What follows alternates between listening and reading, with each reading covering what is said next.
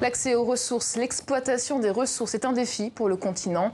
L'Afrique débourse près de 30 milliards d'euros par an pour importer des produits alimentaires, un chiffre sous-estimé selon certains experts. Pourquoi peine-t-on à consommer local? C'était notre question de la semaine. Pour répondre à vos contributions avec nous ce soir, Dieudonné Okalas Osami, bonsoir. Bonsoir madame. Vous êtes spécialiste des solutions agricoles, fondateur de la start-up Etomba, je ne me trompe pas? Bon, Première réaction alors de Moïse Bobongo, il nous dit l'Afrique peut produire 90% de sa consommation, halte aux idéologies négatives. Partagez-vous son constat? Complètement, je partage complètement son point de vue, parce que l'Afrique en a le potentiel pour. Vous savez que c'est 60% des terres arables mondiales non exploitées, ce qui équivaut à peu près à 750 millions d'hectares. Et pour rappel, le continent africain, c'est 3 milliards d'hectares, dont 1 milliard estimé exploitable. Et aujourd'hui, il n'y a que 250 millions qui sont réellement exploités. Donc pour vous, l'Afrique peut s'autosuffire aujourd'hui? L'Afrique peut non seulement s'autosuffire, mais doit s'autosuffire.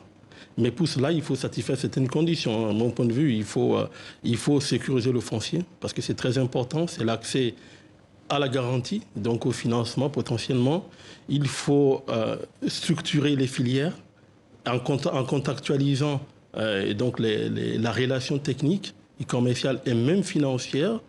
Il faut également renforcer le regroupement des producteurs autour des AOC, donc des appellations d'origine protégée, autour des terroirs, pour garantir justement les saveurs, garantir les savoirs et la qualité. On va y revenir. Et voilà, bien sûr. Alors pourtant, il y a ce chiffre, 35 milliards de dollars d'importation alimentaire pour l'Afrique. Quels sont d'abord les produits importés sur le continent? Ce sont essentiellement les produits laitiers. Donc du lait, la nourriture pour bébé, le riz, le blé, le maïs, voilà, qui sont importés, sont des produits de consommation courante. Alors le problème pour Koné Sirabana, Mamadou Akokodi en Côte d'Ivoire, c'est l'agriculture vivrière, alors centrée essentiellement sur l'autoconsommation, l'autosuffisance. Pourquoi il n'y a pas assez de produits sur les marchés? Alors, ça, c'est le problème de la productivité et des rendements agricoles en Afrique. Vous savez qu'aujourd'hui, l'agriculture africaine est essentiellement familiale.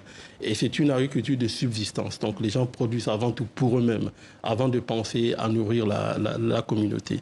Et donc, il y a donc un effort à faire à ce niveau-là, de sensibiliser les gens, de leur faire comprendre qu'une parcelle, même un demi-hectare, est avant tout quelque chose qui peut être au-delà de la subsistance. Il faut ouvrir les marchés, c'est ça que vous dites? Il faut aider à produire plus. Ça veut dire que les agriculteurs doivent être aidés pour, donc les aider au niveau des financements pour investir, aider, comme je disais avant, sur le foncier pour qu'ils puissent s'investir complètement et avoir accès au financement, les aider un peu à la mécanisation pour accroître le rendement à l'hectare. Et à côté de cela, il faut ouvrir le marché pour qu'ils puissent écouler leurs produits et avoir la confiance et dans le travail qu'ils font en amont. Alors justement, Aliti Traoré à Ségou milite pour que les gouvernements en disant que le gouvernement doit subventionner l'agriculture, encourager les investissements agricoles et la formation des jeunes. C'est le manque de volonté politique qui explique cette dépendance du continent aux importations? Il y a un manque de cela aussi un peu. Le manque d'engagement fort des États africains et quant au devenir, à quel type d'agriculture on veut. Est-ce que l'Afrique veut se nourrir par elle-même ou elle veut continuer à être un peu dans cette situation d'éternel dépendant? Et là, il y a vraiment un signal fort envoyé, surtout au niveau de la facilitation de l'accès aux intrants pour les agriculteurs, de l'accès, comme je disais, au financement pour que ces derniers puissent finalement s'équiper et puis produire plus, mais également aussi sur des mécanismes d'accès à l'information.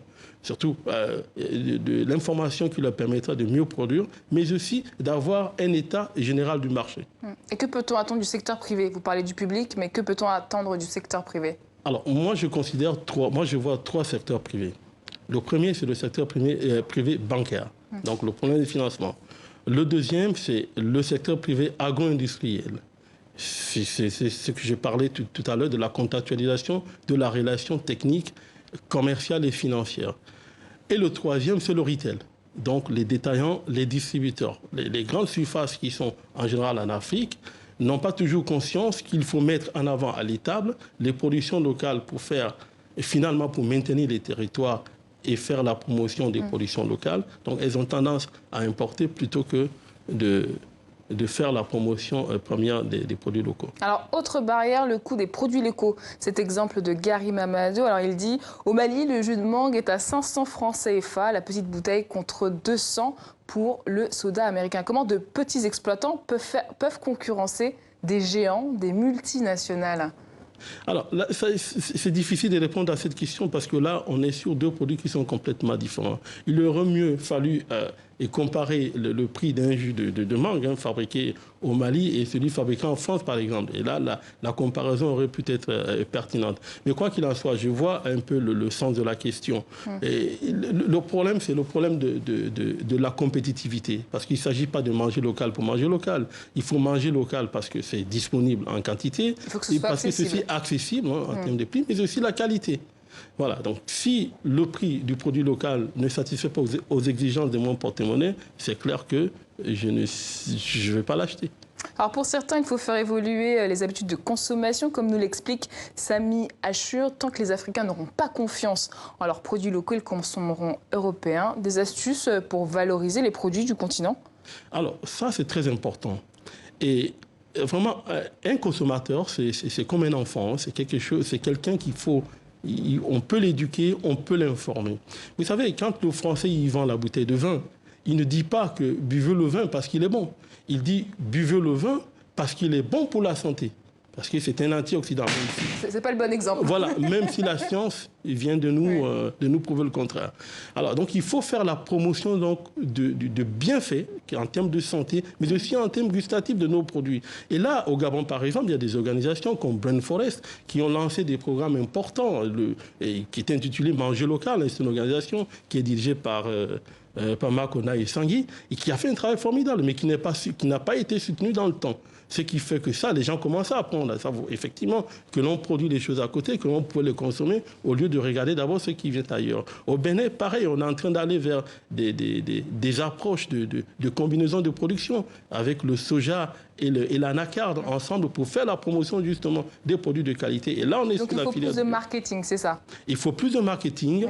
Il faut aussi plus, un peu aussi, de chauvinisme, de dire que je mange ce produit parce que je sais qu'il a produit, je sais que la personne qui l'a produit le mange, et s'il le mange, c'est que c'est bien pour lui. Si c'est bien pour lui, c'est bien pour moi. Être fier de sa production, c'est ça? Ah ben oui, parce que ce qui vient derrière, je ne sais pas si la personne qui l'a produit le mange lui-même. Alors rapidement, vous avez fondé, vous, une start-up, Etumba, qui allie numérique et agriculture. Alors, êtes-vous de ceux qui croient que la technologie va permettre au continent de rattraper son retard rapidement? Absolument, parce que la technologie mobile, alors là, c'est quelque chose de formidable sur le continent africain, parce que du coup, on a fait un bond technologique. Les Occidentaux ont commencé par le téléphone filaire, nous on allait directement mobile. Et qu'est-ce qui permet la technologie mobile? Il permet de diminuer, de rompre la dissymétrie de l'information, que les producteurs puissent, parce qu'ils sont en général éclatés, distribués sur le continent, qu'ils puissent avoir accès à l'information en temps utile. Merci. Et voilà. Merci beaucoup, Dieudonné Okalas Osami, d'avoir répondu à nos internautes. Merci.